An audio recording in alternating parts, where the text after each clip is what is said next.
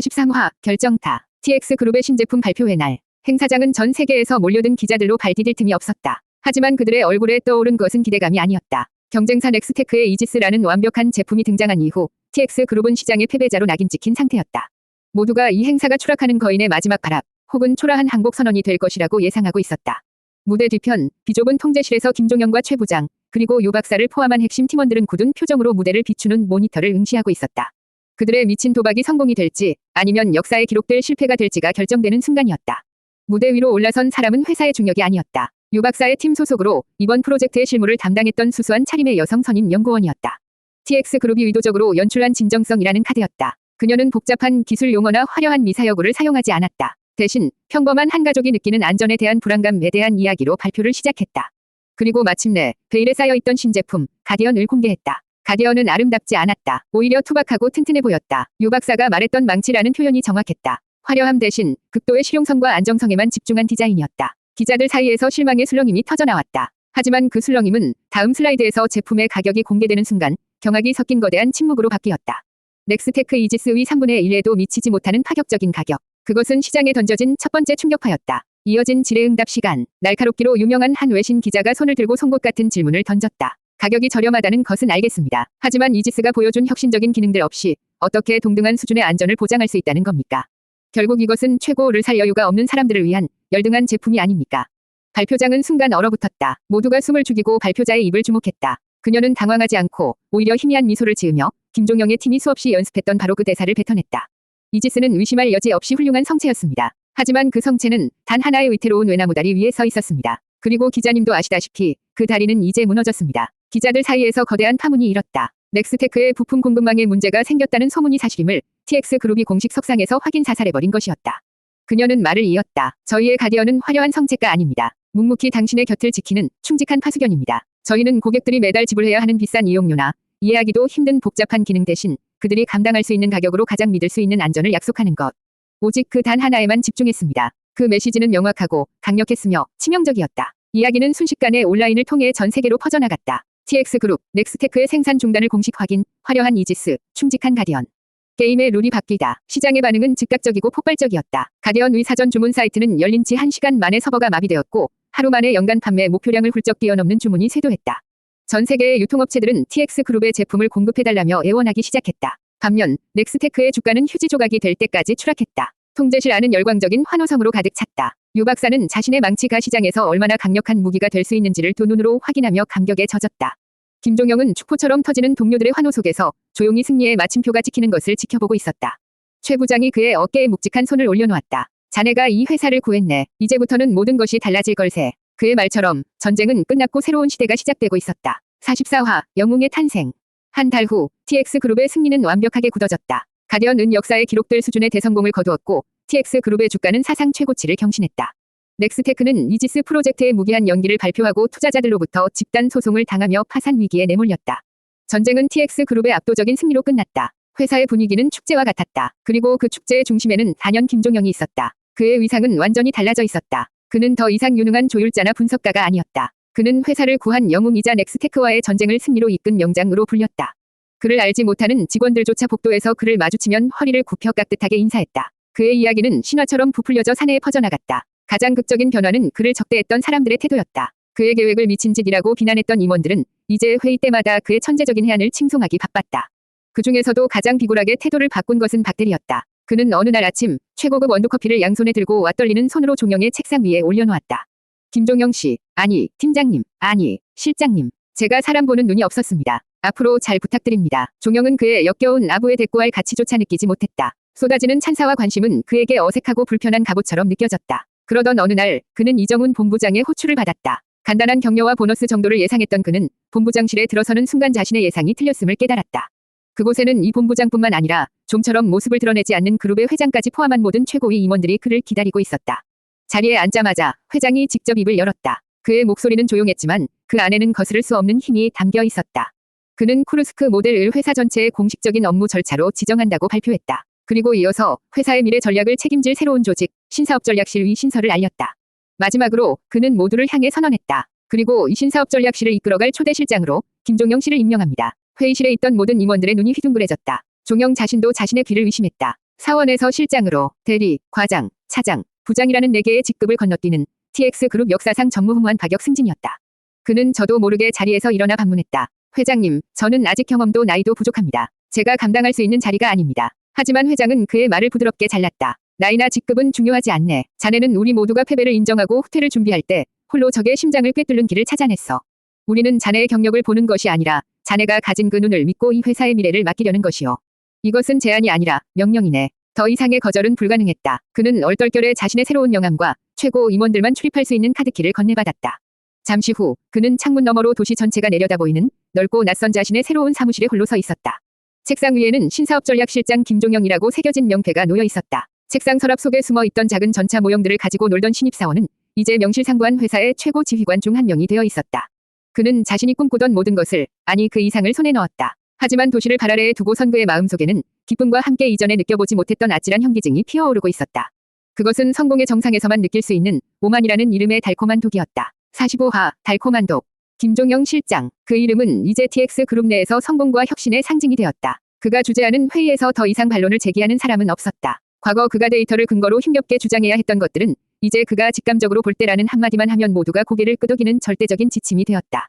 이정훈 본부장마저 회의석상에서 김 실장의 직감을 믿어봅시다. 그의 직감은 이미 한번 우리 회사를 구했습니다. 라고 말하며 그의 권위에 힘을 실어주었다. 쏟아지는 찬사와 권력이라는 달콤한 독은 그 자신도 모르는 사이에 그의 혈관 속으로 서서히 스며들고 있었다.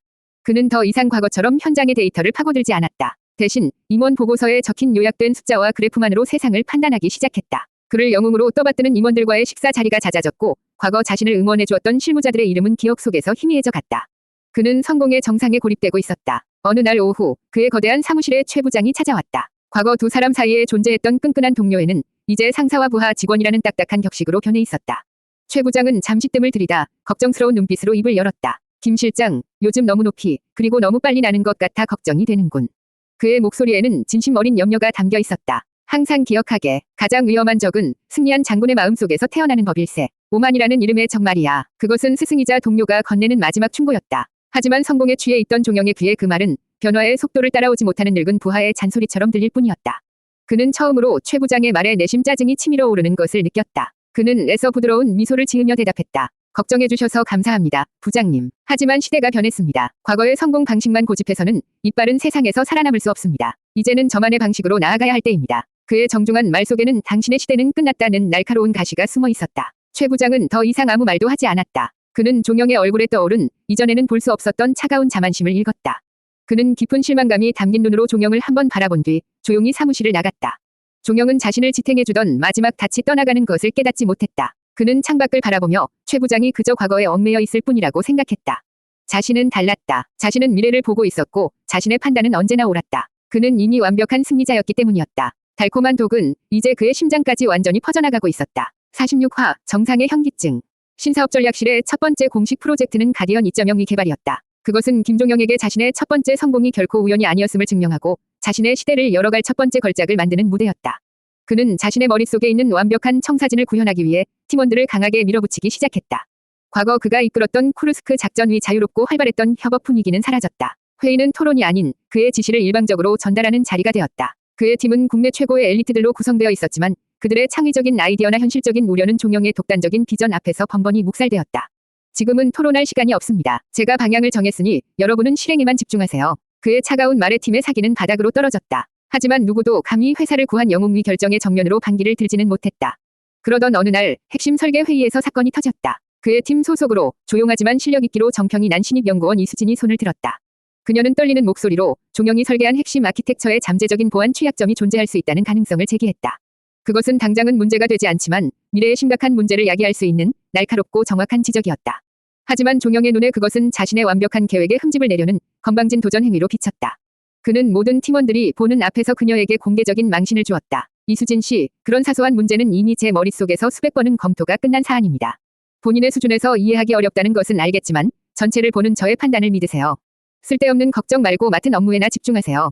회의실의 공기는 얼음장처럼 차가워졌다. 팀원들은 충격과 공포에 빠진 눈으로 그를 바라보았다. 이수진은 얼굴이 새하얗게 질린 채 자리로 돌아갔다. 그날 밤 이수진은 굴욕감 속에서도 포기하지 않고 자신이 발견한 취약점에 대한 상세한 데이터와 증거 자료를 정리하여 종영에게 이메일로 보냈다.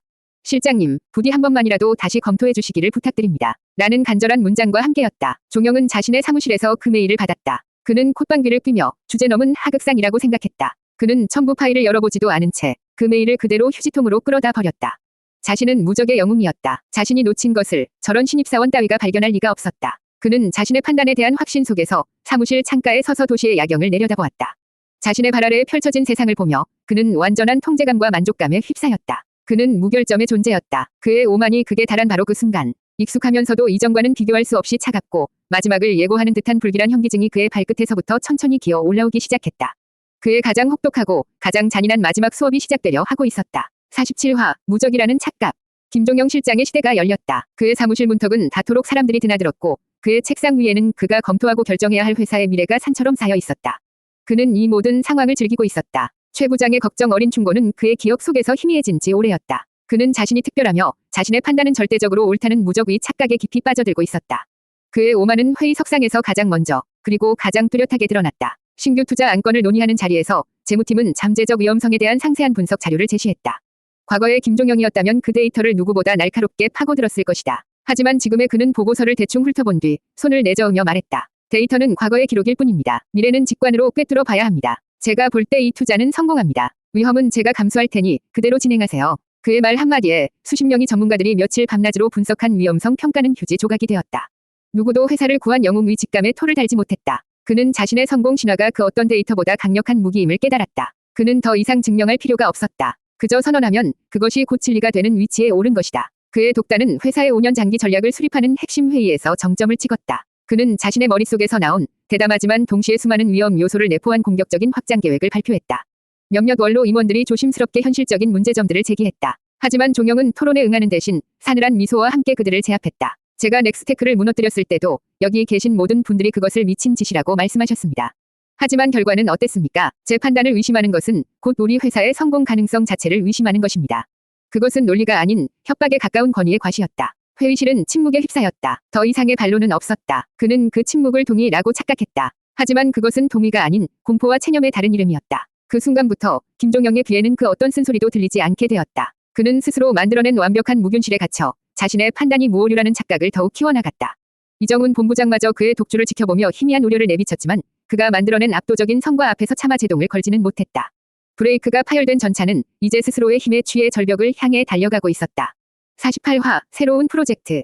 김종영의 독단적인 비전 아래 TX그룹의 차세대 핵심 프로젝트가 공식적으로 출범했다. 프로젝트의 이름은 프로메테우스. 인간에게 불을 가져다준 신의 이름처럼 인류의 생활을 근본적으로 바꾸겠다는 거대한 포부를 담고 있었다. 그것은 가디언을 중심으로 TX그룹이 만드는 모든 가전제품과 서비스를 하나의 거대한 인공지능 생태계로 묶는 야심찬 계획이었다. 그리고 이 거대한 제국의 설계자이자 총사령관은 두말할 필요도 없이 김종영이었다. 그는 자신의 새로운 왕국을 건설하기 위해 직접 팀원들을 선발했다. 하지만 그가 선택한 사람들은 각 분야 최고의 실력자이면서도 동시에 그의 위견의 이의를 제기하지 않을 충성스러운 인물들이었다. 과거 쿠르스크 작전을 통해 다양한 위견이 충돌하며 최상의 결과물을 만들어냈던 협업의 정신은 사라졌다. 그의 신사업 전략실은 오직 그의 명령을 일사불란하게 수행하는 친위대처럼 변해갔다. 프로젝트의 첫 공식 회의 날, 김종영은 자신의 팀원들 앞에 지난 몇 주간 혼자서 설계한 완벽한 청사진을 펼쳐 보였다. 그것은 의심할 여지 없이 천재적인 구상이었다. 하지만 동시에 그것은 다른 누구의 의견도 비집고 들어갈 틈이 없는 완벽하게 닫힌 설계도이기도 했다. 이것이 우리가 앞으로 2년간 만들어 나갈 미래입니다. 모든 계획은 끝났습니다. 여러분의 임무는 이 설계도의 의문을 제기하는 것이 아니라 이것을 현실로 만드는 것입니다. 질문은 받지 않겠습니다. 각자 맡은 임무를 완벽하게 수행해 주길 바랍니다. 팀원들은 그의 거대한 비전에 압도되었지만 동시에 숨이 막히는 듯한 경직성을 느꼈다. 몇몇 용기 있는 시니어 연구원들이 설계도의 몇몇 부분에서 발생할 수 있는 잠재적인 문제점들을 조심스럽게 제기하려 했지만 종영은 그들의 말을 중간에 자르며 차갑게 말했다. 그 부분은 이미 제 머릿속에 대안이 있습니다. 걱정하지 마세요. 그의 눈빛은 더 이상 나의 권위에 도전하지 말라는 무언의 경고를 보내고 있었다. 그날 이후 팀 내부에는 불편한 침묵이 흐르기 시작했다. 누구도 감히 리더의 결정에 의문을 제기하지 않았다. 문제점이 발견되어도 그것을 보고하기보다는 어떻게든 스스로 해결하거나 혹은 다른 부서의 책임으로 돌릴 방법을 찾기 시작했다. 겉으로 보기에 프로메테우스 프로젝트는 천재적인 리더의 지휘 아래 일사불란하게 움직이는 것처럼 보였다. 하지만 그 완벽해 보이는 갑옷의 내부에서는 침묵과 공포라는 이름의 작은 균열들이 서서히 번져나가고 있었다. 그리고 그 균열 중 하나는 머지않아 조직 전체를 무너뜨릴 수 있는 치명적인 약점이 될 터였다. 모든 비극의 씨앗은 바로 그곳에서 조용히 싹트고 있었다.